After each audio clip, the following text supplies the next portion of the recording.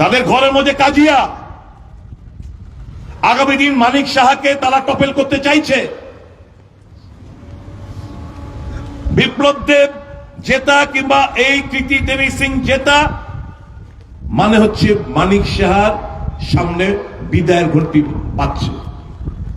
আবার সেই জঙ্গলের রাজত্ব পুনরায় ত্রিপুরায় কায়েম হতে চাইছে।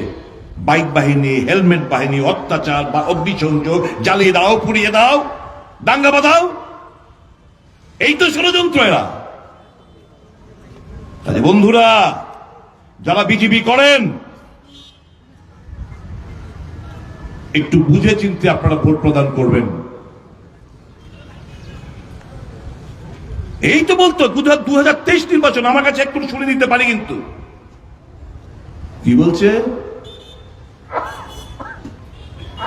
2018 में बीजेपी